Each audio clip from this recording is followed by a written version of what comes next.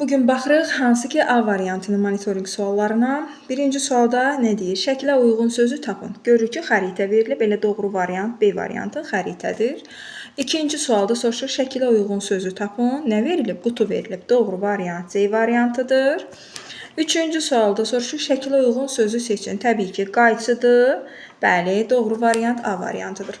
Keçdik növbəti mətn hissəmizə. Mətndə emular, yəni ki, elmi mətndir. Biz çalışacağıq mətni oxuyaq və buna uyğun da sualları aydınlaşdırmış olaq. Birinci abzasda emu uça bilməyən quş növüdür. Emuların hündürlüyü təxminən 2 metr, çəkisi isə 30-50 kiloqram olur.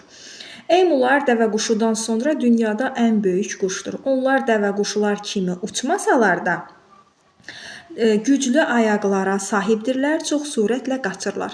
Düzdür, dəvəquşular emulardan daha iri, onların çəkisi 150 kiloqrama çatır və daha sürətlidir.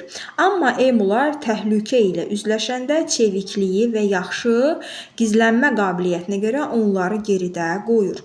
Emular əsasən Avstraliya qitəsində yaşayır. Onlar geniş düzənlikləri, meşə kənarlarını və otlaqları sevirlər. Hər cür hava şəraitinə dözümlüdürlər.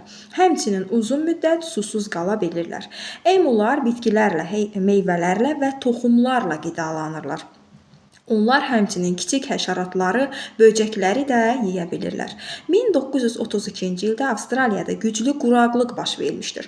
Bu səbəbdən təbiətdə emuların qidalandığı otlar, toxumlar və meyvələr azalmışdır. Həmin il təxminən 20 min emu əkin sahələrinə hücum edib fermerlərə böyük ziyan vurur. Problemi həll etmək üçün Avstraliya hökuməti emulara qarşı müharibə elan edir.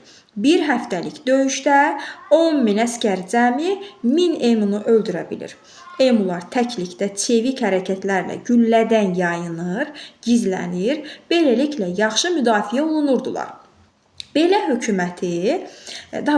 müqaviməti gözləməyən ordu məğlubiyyəti qəbul edib döyüşü dayandırır. Bir müddət sonra emular həmin bölgəni tərk edirlər.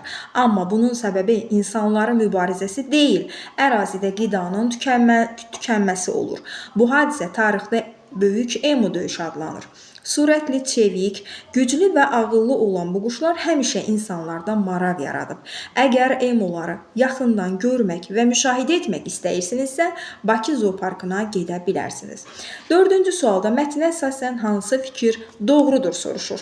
A variantında emular dünyanın ən böyük quşlarıdır. Xeyr, biz bildirdik ki, cümlədə yuxarıda var idi ki, emular dəvəquşudan sonra böyük quşdur. Deməli, A variantı yanlışdır. Qələmi götürüm.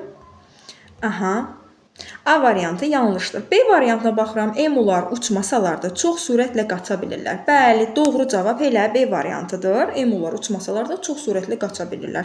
Emular susuzluğa dözümlü deyillər. Əksinə, onlar susuzluğa dözümlü olan deməli quşlar idi. C variantı səhvdir. Emular yalnız otla qidalanırlar. Bu da səhvdir. Həşəratlarla, böcəklərlə də qidalanırlar. Bu da öz təsdiqini tapmışdır. Doğru variant B variantı. Keçdik növbəti səhifəmizə. 5-ci sualda bizdən soruşur ki, böyük emu döyüşü hansı səbəbdən baş vermişdir? Baxaq variantlara. Emular insanlar arasında qorxu və təşviş yaratdığı üçün belə bir fikir yox idi. B variantına baxırıq. Emular su mənbələri çirkləndirdikləri üçün, təbii ki, bu da yanlış variantdır.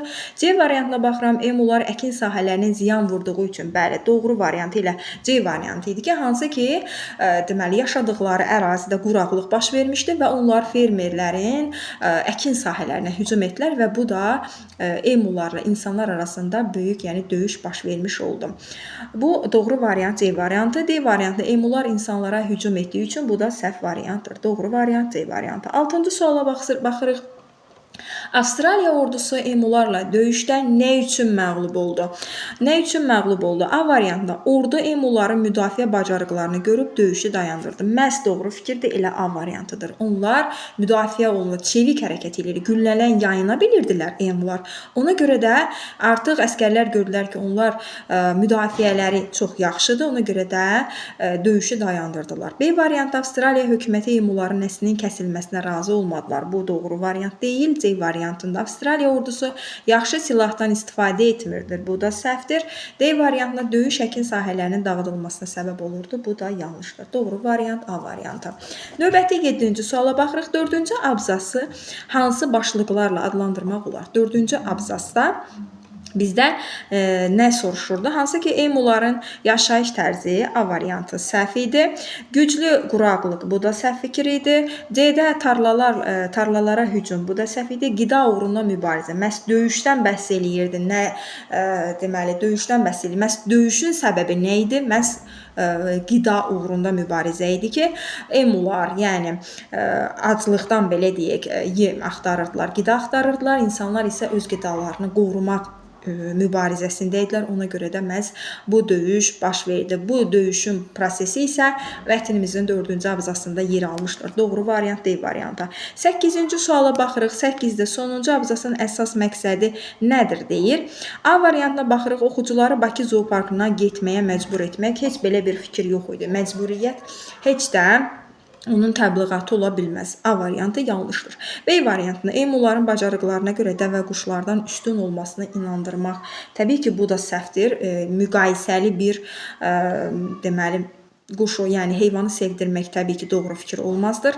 C variantına baxıram, oxucunu maraqlı quş növü haqqında daha çox məlumat əldə etmək, çağırmaq. Bu da doğru ola bilər. Amma bizdə ən çox insanları, emuları qorumağa, onlara qayğı ilə yanaşmağı səsləndirmək olar. Çünki biz söhbət emulardan gedirdi və onların baxmayaraq döyüşdəki mübarizəsindən söhbət gedirdi. Amma yenə də bizi o heyvan haqqında belə deyək, mənfi, ziddi fikir yaratmasın və insanları emu haqqında olan dəqiq, qorumağa layiq olan bir heyvan olduğunu səsləməyə görə məhz doğru variant D variantı olardı ki, ən doğru variant emuları qorumağa, onlara qayğı ilə yanaşmağa səsləmək üçün məhz Bakı zooparkına deməli məsləhət görülmüşdür. Doğru variant D variantıdır. 9-cu suala baxırıq. Mətndə də, şəkildə də olmayan məlumat hansıdır? Baxırıq, emular orta hesabla 10-12 il yaşayır. Sonra B variantına baxırıq. Məhz 10-12 il yaşaması bu özünü doğrultmur. Əslində elə mətndə olmayan fikir elə A variantı idi. B variantına baxırıq, emu Bakı zooparkına rast gəlmək olar. Bəli, bizə elə çağırış da o idi. Yəni bu var idi, əslində olmayan istəyir. C variantında emular adətən tək yaşayır. Bu da doğrudur. Emu yumurtasının tünd yaşıl rəngdə olması, bəli, bu da şəkildə özünü göstərmişdir. Məhz doğru variant aid olmayan fikir A variantı idi. 10-cu suala baxırıq. 10-cu sualda şəkildə verilmiş məlumata əsasən doğru cavabı seçin. Məhz quşun adı verilib və xüsusiyyəti verilib. A variantında dəvə quşu Afrika qitəsində yaşayır. Bəli, doğrudur. Elə Afrika qitəsində yaşayır. A variantı uyğun gəlmiş olur. Dəvə quşu yumurtasının rəngi tünd yaşıl idi. Xeyr, bu açıq yaşıl idi. Tünd rəngdə olan emuların yumurtasının rəngi idi. Emu adətən sürü halında yaşayır. Deməli, bu da səhv idi, tək halda ümumiyyətlə yaşardı. Bu da səhv fikirdir. Emu adətən saatda 70 km sürətlə uça bilir. Mətndə şəkildə gördüyümüz 50 km idi. Bu da yanlışdır. Doğru variant A variantı. Növbəti suallara baxırıq. 11-ci sual. 11-ci sualda soruşur bizdən. Qələmi götürüm. 11-ci sualda soruşur, mətnin 3-cü abzasına əsasən hansı nəticəyə gəlmək olar? A variantda emular dağlıq ərazidə yaşaya bilirlər. Deməli, bu səhv fikir idi. Emular quraqlıq ərazidə yaşaya bilirdilər. Emular yaşamaq üçün suya yaxın yerləri seçirlər. Bu da səhv fikir idi. Deməli, C variantına baxırıq. Emular ancaq Avstraliyada yaşayırlar. Bu səhv fikir idi. D variantında emular iqlim dəyişikliyinə dözümlü heyvandılar. Bəs doğru fikirdir D variantı idi. Onlar quraqlıq da olsun, rütubət də olsun. Yəni ki, dözümlü heyvan tipləri sayılmış olurdu. 12-ci suala baxırıq. Dəvəquşu və emuların orta xüsusiyyəti hansı idi?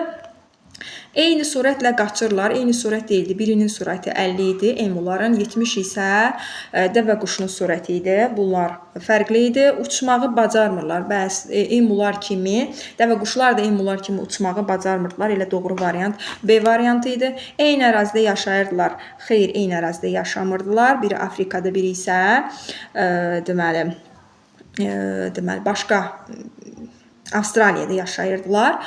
Deməli, sonra D variantında yumurtaları eyni rəngdə olurdu. Xeyr, biri açıq tünd yaşıl idi, biri isə açıq yaşıl idi, fərqli idi. Ortaq xüsusiyyət dediyinə görə doğru variant B variantı. 13-cü sual, böyük emu döyüşü haqqında hansı fikir yanlışdır soruşur. Döyüşdə Avstraliya ordusu emuları məğlub edir. Əksinə məğlub etmir. Əslində ordu gördü ki, emular onlara müqaviməti daha yüksəkdir. Ona görə də döyüşü dayandırdılar. Elə doğru fikirdə səhv olan variant ilə A variantı. Döyüş 1932-ci ildə quraqlığından sonra baş vermişdir. Bu doğru fikir idi. Emulara qarşı müharibə bir həftə davam etdi. Bu da öz təsdiqini tapmışdı mətndə. Döyüş nəticəsində ordu cəmi 1000 emu öldürə bildi. Bu da doğrudur. Səhv variant A variantıdır. 14-cü suala baxırıq. Böyük emu döyüşü nə ilə nəticələndi soruşur. Deməli, Avstraliya ordusu məğlub olduğunu anlayıb döyüşü dayandırdı. Məhz doğru fikirlərdən biri birdir elə. İkinci suala bax, ikinci cümləyə baxırıq. Döyüşdə emuların çoxu məhv edildi. Xeyr, çoxu məhv edilmədi. 1000 emu məhv edildi. Üçüncü cümləyə baxırıq. Əkin sahələri qida tükənənə qədər emular orada qaldılar. Bəli, doğrudur. Bu da öz əksini tapmışdır. Avstraliyada emuların nəsli kəsildi. Xeyr, kəsilmədi. Elə 1-3 A variantı uyğun gəlmiş olur. 15-ci suala baxırıq. Avstraliya ordusu 1932-ci ilədək, daha doğrusu ildəki məğlubiyyəti nəyi göstərir? A variantına baxırıq. Emuların əhilləşdirilmiş quşlar olduğunu, bu yanlışdır. Döyüş gedir, söhbət quşlardan gedirsə, deməli əhilləşdirilməmişdir.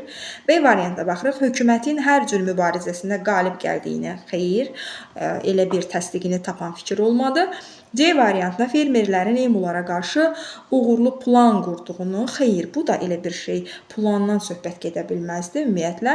D variantına insanların təbiətə tam nəzarət edə bilmədiyini, bəs doğru fikir də elə budur ki, insanlar təbiətlə mübarizəsində bəzən aciz də qala bilirlər ki, bu da öz mətndə öz əksini tapmışdır. İnsanların təbiəti tam nəzarət edə bilmədiyini bir daha sübut etmiş oldu. Bu da D variantına uyğun gəlmiş olur. 16-cı sual, emular əkin sahələrinə niyə hücum etdilər? Təbii ki, quraqlıq baş verdi ərazidə və onlar qida əldə etmək istədilər və ona görə də fermerlərin deməli əkin sahələrinə hücum etmiş oldular ki, yəni söhbət qidadan getdiyi üçün, yəni mətnimizdə də bu fikir özünü tapmışdır ki, onlar qida mübarizəsi, insanlarla emuların arasındakı döyüş qida mübarizəsi uğrunda yəni idi.